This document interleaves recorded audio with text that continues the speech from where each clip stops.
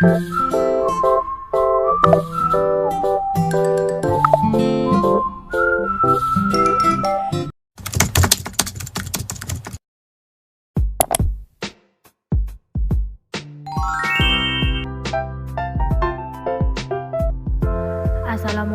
warahmatullahi wabarakatuh. Di sini kami kelompok 8 akan membahas tentang kreativitas. Yang mana di sini dosen pengampunya ada Hardianti Rahma MPSI. Adapun kelompok dari kelompok 8 itu ada Jarina Elsa Budiarti, Nadila, Norfa, Siti Asyatul Khairiyah, dan Siti Farida. Adapun pembahasan yang pertama yaitu tentang definisi kreativitas. Nah, definisi kreativitas ini ada beberapa ahli yang mengumpulkan. Yang pertama ada Supriyadi 1994, yang mana beliau mengutarakan kemampuan seseorang untuk melahirkan sesuatu yang baru, baik berupa gagasan maupun karya nyata yang relatif berbeda dengan apa yang telah ada.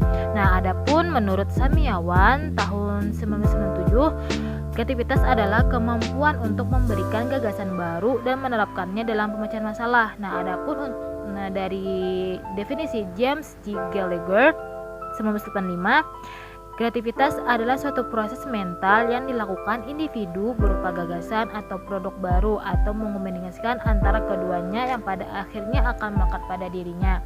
Nah, beberapa definisi di atas dapat disimpulkan bahwa kreativitas merupakan suatu proses mental individu yang melahirkan gagasan, proses, metode, ataupun produk baru yang efektif yang bersifat imajinatif, estetis, fleksibel, integrasi, suksesi, diskontinuasi, dan diferensiasi yang berdaya guna dalam berbagai bidang untuk pemecahan suatu masalah.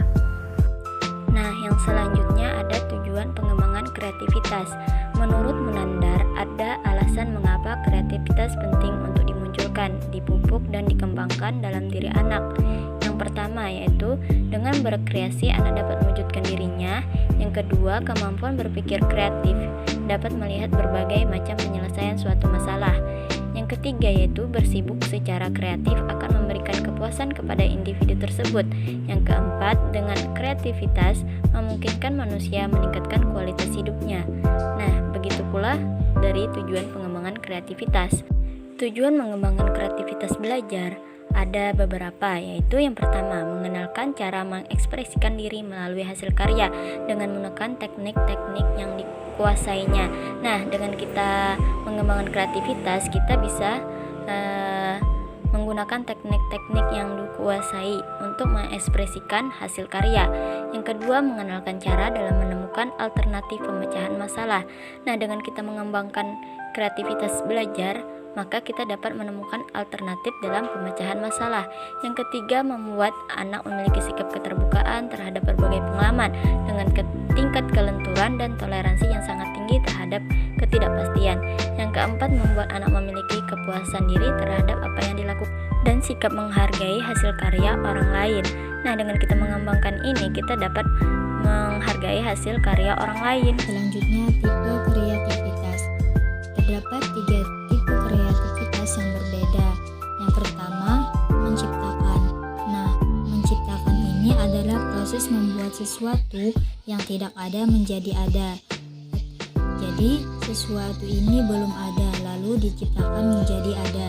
Yang kedua, memodifikasi. Nah, dengan cara membentuk fungsi-fungsi baru dan menjadi berbeda dari yang sudah ada.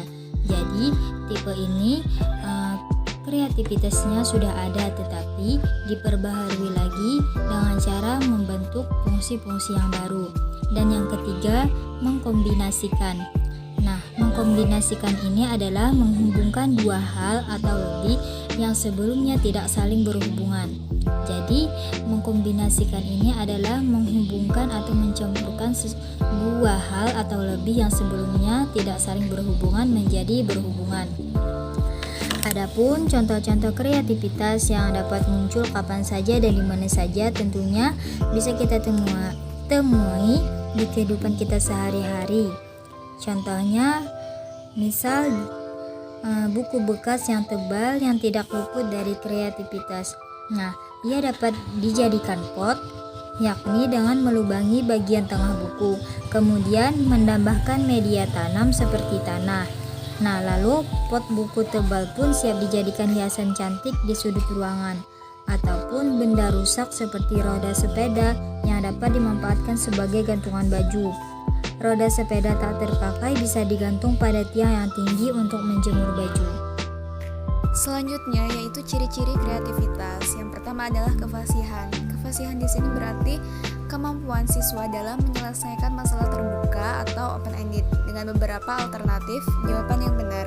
Nah, kefasihan ini berhubungan dengan kemampuan untuk menghasilkan ide, sehingga kefasihan merupakan salah satu faktor yang penting dalam kreativitas.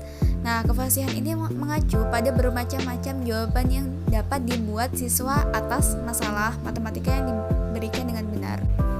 Kemudian yang kedua adalah keterbukaan, di mana kemampuan siswa dalam menyelesaikan masalah dengan terbuka atau open-ended dengan beberapa jawaban yang berbeda, tetapi bernilai benar dan satu jawaban yang tidak bisa dilakukan siswa pada tahap perkembangan mereka atau tingkat pengetahuannya.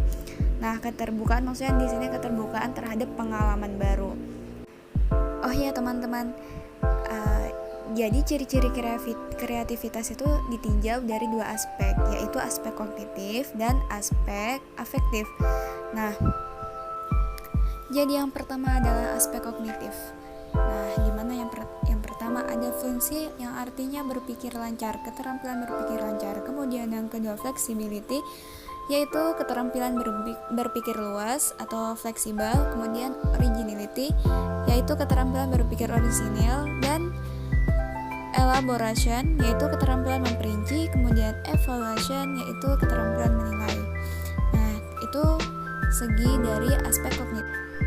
Next, yang kedua yaitu aspek afektif, di mana terdiri dari ciri-cirinya adalah rasa ingin tahu, bersifat imajinatif atau fantasi, kemudian merasa tertantang oleh kemajemukan, sifat menghargai, percaya diri, keterbukaan terhadap pengalaman baru, menonjol dalam salah satu bidang seni. Nah, itu adalah ciri-ciri dari kreativitas.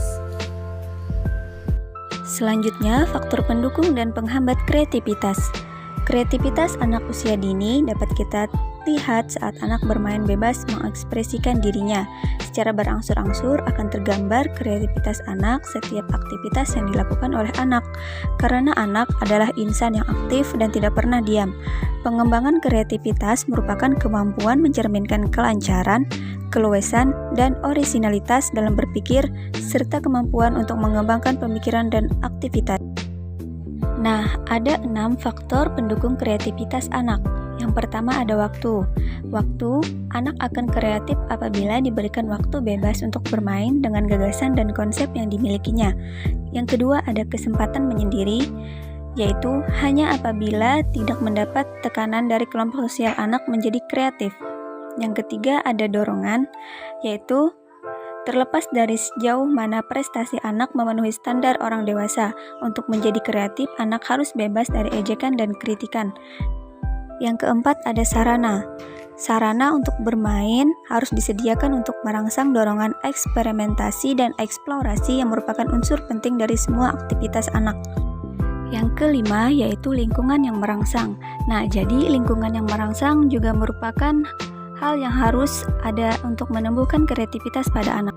Yang keenam yaitu kesempatan untuk memperoleh pengetahuan. Semakin banyak pengetahuan yang diperoleh oleh anak, maka semakin baik dasar untuk mencapai hasil yang kreativitas. Selanjutnya, faktor penghambat kreativitas anak. Ada 5. Yang pertama, tidak adanya dorongan bereksplorasi. Yang kedua, jadwal yang terlalu ketat. Yang ketiga, kurangnya sarana yang mendukung. Yang keempat, terlalu overprotektif. Dan yang kelima, lingkungan yang tidak mendukung. Jadi, dapat disimpulkan bahwa faktor-faktor pendukung dan penghambat kreativitas hendaknya diperhatikan dan dipahami oleh guru, agar orang tua dapat memberikan stimulus yang tepat sehingga kreativitas anak dapat berkembang dengan baik.